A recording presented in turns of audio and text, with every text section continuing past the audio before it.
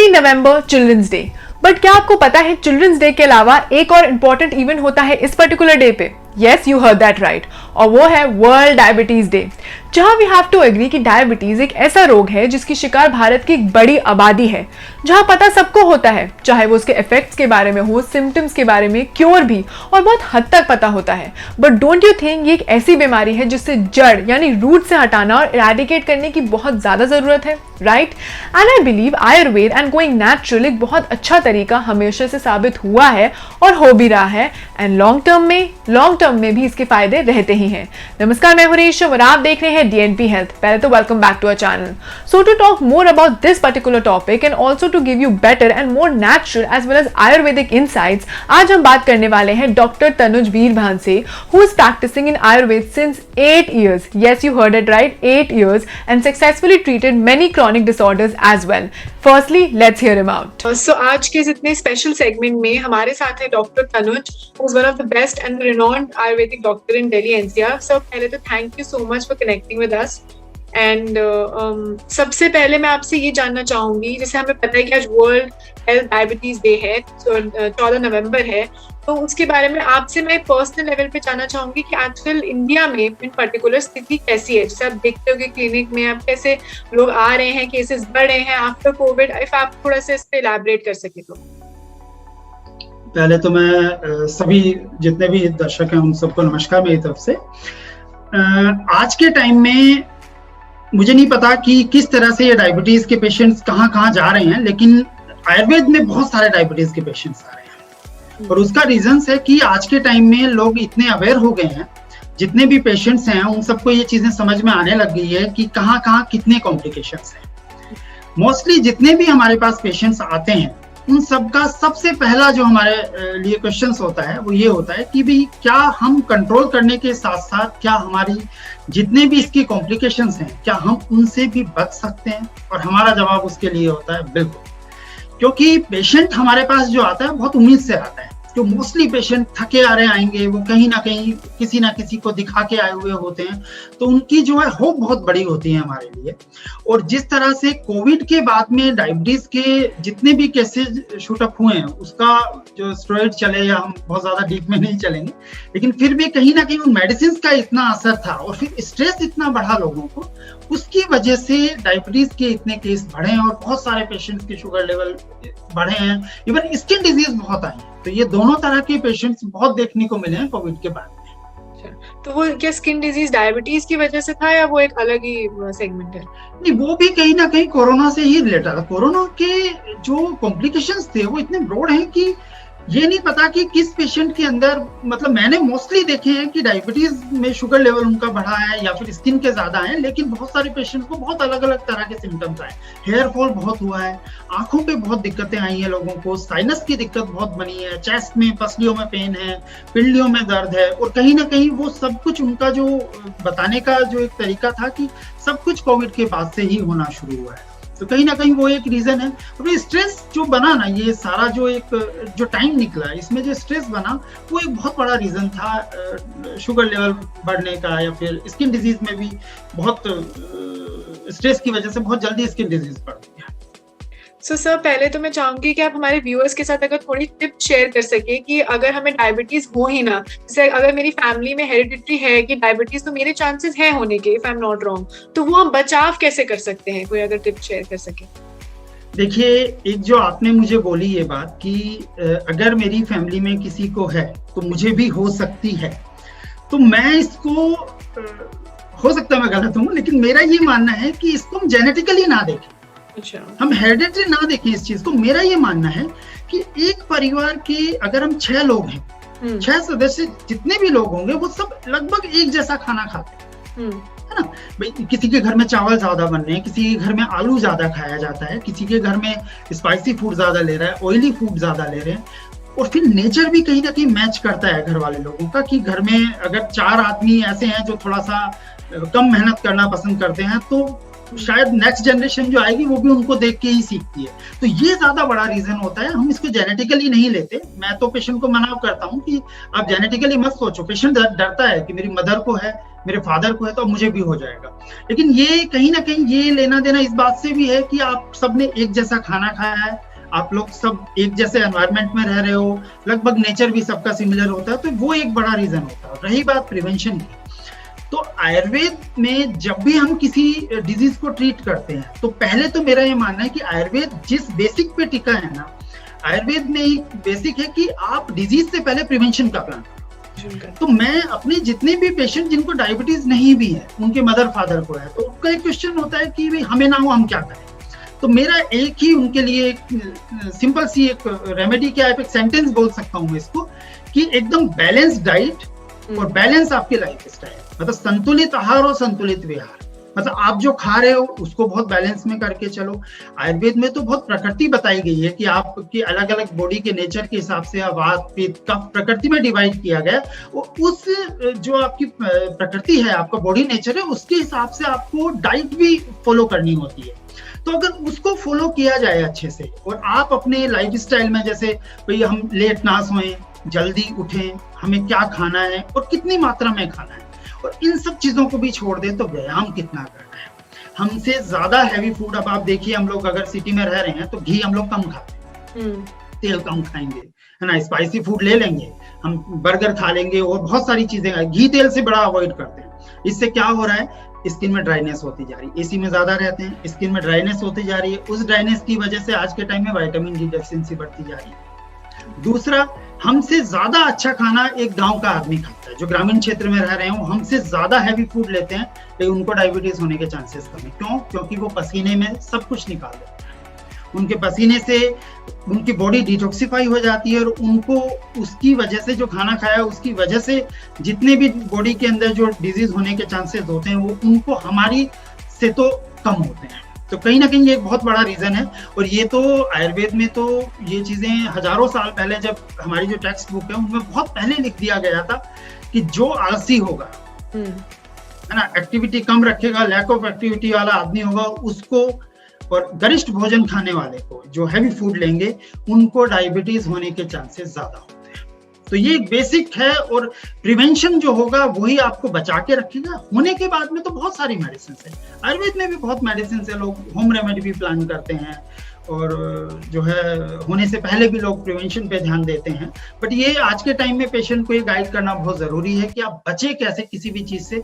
Disease होने के बाद में तो बहुत सारी चीजें होती हैं, उनके लिए भी बहुत सारी जगह वो कहीं भी जाके दिखा सकते हैं, लेकिन बचने की सलाह आज के टाइम में शायद डॉक्टर कम देते हैं, और वो चाहते हैं कि ठीक है डिजीज हो रही है, बाद में हम प्लान करेंगे, लेकिन प्रिवेंशन का जो काम है वो कम किया जाता है, जो कि करना चाहिए। और ये हमारा, मेरे ख्याल से हमारा मोटिव भी ये होना चाहिए कि बचाएं कैसे। होने के बाद में तो देखिए सब मेडिसिन देते हैं, लेकिन बचाना जरूरी है, हम क्या उसको गाइड कर सकते हैं। सर, जैसे अभी अपने प्रिवेंशन की बात करी, अब जैसे अगर हमें हो गई डायबिटीज, तो उसमें आप कोई होममेड कोई चीज अगर हमें बता सके, या अपने तरीके से कि हम थोड़ा सा उससे एक कंट्रोल में ला सके। देखिए, होममेड सबसे अच्छा तो ये है कि आप ब्रिस्क वॉक रेगुलर करना शुरू करिए। और रही बात खाने की, अगर मैं मेडिसिन की बात करूं तो 2-3 चीजें मैं आपको बता देता हूं, जो नॉर्मली मैं पेशेंट को वैसे भी बता देता हूं। जिसके मदर फादर को भी अगर शुगर है तो ऐसी कुछ चीजें लेना शुरू करें, जैसे दालचीनी की पानी ले सकते हैं। ठीक है, रात को उसको भिगो के रख दे और सुबह उबाल के उसको चाय की तरह लेना शुरू करें। ठीक है, मेथी आज के टाइम में बहुत लोग यूज करते हैं और बहुत अच्छी मेडिसिन है, एंटीऑक्सीडेंट भी होती है, तो इसको भी अगर आप लेते हैं तो मेथी का सबसे अच्छा बेनिफिट तो ये भी है कि वो आपकी एज को भी रोक के रखता है। और फीमेल को अगर ये बात बता दी जाए कि आपका एजिंग नहीं होने देगा, तो फीमेल तो वैसे भी लेना शुरू कर देती है, तो वो एजिंग को भी बहुत अच्छे से रोक के रखती है। और मैं तो फीमेल को यही बोलता हूँ, तो शायद वो इसीलिए रेगुलर मेथी का पानी भी पी लेती है। और अगर मैं बात करूँ तो एक दारू हल्दी एक ड्रग है, मार्केट में अगर सर्च करें तो मिल जाते हैं। इसका पाउडर मार्केट में इजीली अवेलेबल है, और इसको इंडियन बारबेरी भी बोलते हैं। और इसका अगर पानी पिया जाए, इसके पाउडर को रात भर भिगो के और सुबह आप उसका पानी ले सकते हैं, थोड़ा उबाल के भी पी सकते हैं अगर कोई ठंडा पानी ना पीना चाहे, तो वो भी बहुत अच्छे से आपकी जो है शुगर लेवल को कंट्रोल करके रखती है, प्लस आपकी बॉडी की हीलिंग की कैपेसिटी भी बढ़ाती है। हीलिंग बढ़ने से कोई डायबिटीज वाले पेशेंट में यही होता है कि हीलिंग बड़ी लेट हो जाती है, तो हीलिंग कैपेसिटी भी बढ़ाती है, और प्लस आपके शुगर लेवल को भी, ग्लूकोज लेवल जो है आपका, उसको भी कंट्रोल करके रखती है। तो ये मल्टीपर्पज है। बट अगर हो गया है किसी को, तो भी अगर मेडिसिन के साथ भी अगर कोई चाहे तो भी यूज कर सकते हैं, अदरवाइज प्रिवेंशन के हिसाब से भी वो चाहें तो यूज कर सकते हैं। आंवला भी बहुत अच्छा है, इसमें एंटीऑक्सीडेंट जितनी भी मेडिसिन हैं वो सब अच्छे से यूज हो सकती है। बिल्कुल। एंड सर, जैसे आजकल कोविड के दौर में स्टेरॉइड्स के बाद लोगों में आ रही है, तो पहले तो मैं आपसे पूछना चाहूंगी कि ये हील हो जाती है, और कोई अगर आप कोई तरीका या कोई आप टिप्स देना चाहेंगे हमारे व्यूअर्स को? देखिए, अगर स्टेरॉइड की बात है, स्टेरॉइड की वजह से जो शुगर लेवल जो जिनका भी इंक्रीज हुआ है, तो इसका एक तरीका जो बेस्ट तरीका है वो तो आपको देखिए बॉडी को डिटॉक्सिफाई करना पड़ेगा। जितना भी स्टेरॉइड की वजह से बॉडी के ऊपर इफेक्ट आया है, आपको उसको निकालना पड़ेगा, उसको बॉडी को डिटॉक्सिफाई करना पड़ेगा। पसीने से अच्छा कोई बॉडी को डिटॉक्सिफाई करने का तरीका नहीं है, क्योंकि उसमें आपकी बॉडी का फैट निकलता है और प्लस पहले आपके पानी के साथ बहुत सारे टॉक्सिन्स भी निकलते हैं, तो वो बेस्ट तरीका है। अगर उसके बाद में अगर पेशेंट इस हालत में है कि वो थोड़ा सा व्यायाम ज्यादा कर सके और अच्छा अपने उसके परिश्रम करे, थोड़ा सा ध्यान दे अपनी सेहत का, तो बहुत अच्छे से वो इससे कंट्रोल कर सकते हैं। और बहुत बार तो ऐसा होता है कि पेशेंट के स्ट्रेस की वजह से भी ये sugar level up and down होता है।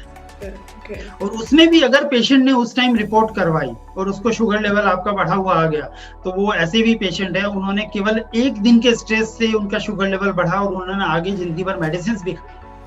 जबकि मैं कभी भी पहली बार अगर शुगर लेवल बढ़ के आता है तो मैं मेडिसिन शुरू ना करके मैं उसको सलाह पहले ये देता हूँ, आप अपनी लाइफ स्टाइल में चेंजेस करके देखो, फिर रिपोर्ट करवाओ। अगर फिर भी बढ़ा हुआ आएगा तब हम देखेंगे कि अब हम क्या आपको मेडिसिन देना शुरू करें। कोशिश ये करनी चाहिए कि पहले वो अपने स्तर पे ही कुछ इस तरह की मेडिसिन या फिर होम रेमेडी शुरू करें, या फिर जो है अपने लाइफ स्टाइल में चेंजेस करें, डाइट प्लान कुछ इस तरीके से करें, कार्बोहाइड्रेट वाली चावल आलू इस तरह की चीजें कम से कम ले, तो भी बहुत अच्छे से कंट्रोल हो जाता है। और इससे अच्छी मेडिसिन भी कोई नहीं। अगर पेशेंट अच्छे से शुरुआत करता है तो मैंने एक दिन में इतना लेवल कम होते हुए देखा है, इतना तो मेडिसिन से भी नहीं होता है, तो वो भी बहुत जरूरी है और शुरुआत वहीं से करनी चाहिए। मेडिसिन मेरे ख्याल से सेकेंड स्टेज है। और सर, जो डायबिटिक पेशेंट्स जैसे शुगर फ्री लेते हैं, जो ये शुगर फ्री जो मेडिसिन होती हैं, तो उसके बारे में आपका क्या टेक है? देखिए, उनको तो मैं बिल्कुल सही नहीं मानता। उनके लिए मैं हमेशा पेशेंट को मना करता हूँ, अगर पेशेंट को लेना है तो आप थोड़ा मीठा खा लो, इससे अच्छा तो वही है। मैं तो बोलता हूँ पेशेंट को थोड़ा गुड़ ले लो, थोड़ा शक्कर ले लो, तो उसको खा के अगर आपको लगता है कि भाई इसको खा के मेरा ग्लूकोज लेवल कहीं ना बढ़ जाए ब्लड में, तो आप थोड़ा सा मेहनत ज्यादा कर लो। भाई आपको खाना ही तो है, तो खाना है अगर, तो हम खाने के लिए मतलब ऐसा तो नहीं था कि इधर से हम ये खा रहे हैं, उधर से हम मेडिसिन भी खा रहे हैं, ये भी बढ़ाते चले जाओ, मेडिसिन भी बढ़ाते जाओ, कहीं ना कहीं रुकना पड़े। तो अगर आपका मन करता है तो गुड़ शक्कर आप थोड़ा बहुत ले लो और उस दिन 10 मिनट की और वो ज्यादा कर लो, तो कहीं ना कहीं वो बैलेंस में आ जाता है।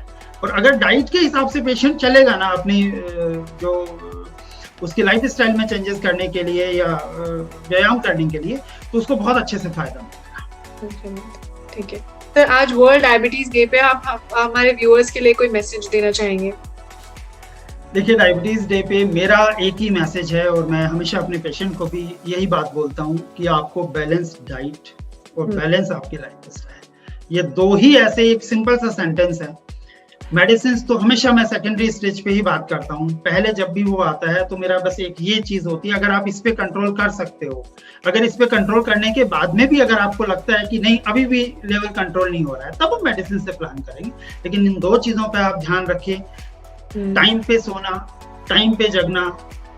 ये मोबाइल की वजह से सारा आजकल जो ये रिदम है ये सारा चेंज हो गया, पूरा साइकिल क्लॉक हमारी चेंज होती जा रही है। हम लोग क्योंकि दिन में आदमी को शायद वो अपने काम की चीजें मोबाइल पे नहीं देख पाता, तो वो रात को हो सकता है वो व्हाट्सएप चेक कर रहा है या जो भी चेक कर रहा है, तो अब सुबह उसकी वजह से वो लेट उठता है।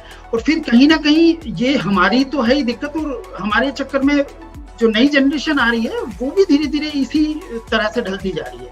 तो यही एक रीजन है कि भाई इसको जेनेटिकली ना मान के हमारी लाइफ स्टाइल में जो चेंजेस हो रहे हैं उसकी वजह से ये डायबिटीज ज्यादा बढ़ रहा है, वो बहुत फास्टली ग्रो हो रहा है। आज के टाइम में डायबिटीज, थायराइड और बीपी, ये तीनों के पेशेंट्स बहुत हैं। और मैंने पहले, आज से अगर मैं लगभग 13-14 साल से मैं प्रैक्टिस कर रहा हूँ, तो मैं आज से अगर 5 साल पहले तक भी बात करूँ तो ये तीनों पेशेंट्स आयुर्वेद में इतने नहीं आते थे, लेकिन अब ये लोग मोस्टली आयुर्वेद में आते हैं। क्यों? क्योंकि इनको ये लगता है कि जो जितने भी इसके कॉम्प्लिकेशन है, क्योंकि डायबिटीज आपके आईज पे इफेक्ट करती है, आपके हार्मोनल बहुत अच्छे से उसमें चेंजेस लाती है, मेल में काफ़ी दिक्कतें आती है इस तरीके से, प्लस आपकी नर्वस सिस्टम आपका पूरा वीक कर देती है और किडनीज पे इफेक्ट लाएगी आपके। तो ये बहुत साइलेंट किलर है, मतलब आपको देखो दर्द नहीं होता है, आप मेडिसिन नहीं खा रहे तो ये नहीं आपको पता चल रहा है। फिर दर्द वाला पेशेंट तो एक दिन मेडिसिन नहीं खाए उसको लगेगा भी आज तो दर्द बढ़ गया, तो ये तो पता भी नहीं चलने वाला है। लेकिन ये धीरे धीरे लॉन्ग टर्म में आपके कहीं ना कहीं ऑर्गन को डैमेज करती चली जाती है। और ये 2-3 ही ऑर्गन है बॉडी के अंदर, जो किडनी में अगर दिक्कत आनी शुरू हो जाएगी तो बॉडी डिटॉक्सिफाई नहीं हो पाएगी आपकी। इसी तरीके से लीवर का भी है, तो ये कोलेस्ट्रॉल का भी इससे बहुत कुछ लेना देना है आपका। लोग ओबेसिटी में तो मोस्टली अगर वेट भी रिड्यूस कर दिया जाए पेशेंट का तो भी डायबिटीज लेवल कम हो जाती है, डायबिटीज की दवाई के बिना भी हो जाता है। और ये हमने नहीं, ये हमारी टेक्स्ट बुक में पहले से है सब कुछ आयुर्वेद में कि भैया आप जिसका वजन ज्यादा है उसका वजन कम करो, तो उससे ही शुगर लेवल अपने आप उसका कंट्रोल होना शुरू हो जाता है और उनको चांसेस भी ज्यादा होते हैं शुगर होने का। जितना वेट ज्यादा होगा उसको डायबिटीज होने के भी चांसेस ज्यादा है। और आजकल तो बच्चों में भी होना शुरू हो गया है, तो कहीं ना कहीं वो प्रेगनेंसी टाइम में भी कहीं ना कहीं लाइफ स्टाइल इस तरह की रहती है, वर्कआउट इतना नहीं होता है, फिर खाने पीने में भी कुछ चीजें इस तरीके से चलती हैं, जिसकी वजह से ये भी एक रीजन है। और आजकल तो बहुत सारे केस बढ़ते चले जा रहे हैं और इस पे कहीं ना कहीं हमें जो वो बैलेंस डाइट और बैलेंस लाइफ स्टाइल वाला जो एक सेंटेंस है उसी पे काम किया जाएगा, तभी कंट्रोल होगा। मेडिसिन लेके हम इसको इरेडिकेट नहीं कर सकते। हम ये सोचे जी हम मेडिसिन लेके हम सब पेशेंट ठीक हो जाएंगे, ये पॉसिबल नहीं है। तो टाइम भी बढ़ता चला जाएगा, बिल्कुल बढ़ता चला जाएगा। तो इसको कहीं ना कहीं रोकना इसी तरीके से। सो लाइफस्टाइल में चेंजेस लाना बहुत बड़ी एक चीज है जो करना ही चाहिए। बिल्कुल करनी चाहिए। थैंक यू सर, आपने इतने ज्यादा हमें इतने बढ़िया इंसाइट्स दिए। Thank you so much for connecting with us. Thank you sir. Thank you very much. Thank you. So I am sure कि आज के इस इंटरेस्टिंग सेगमेंट में आपको डायबिटीज से लेकर बहुत से जवाब मिल गए हों। So that was all for today's segment. अगर आपको हमारा आज का हेल्थ रिलेटेड सेगमेंट पसंद आया then please do not forget to like, share and subscribe to DNP health. आप हमें फेसबुक, ट्विटर, इंस्टाग्राम पे भी फॉलो कर सकते हैं। Keep loving us, keep showering your love, stay safe and keep watching DNP health.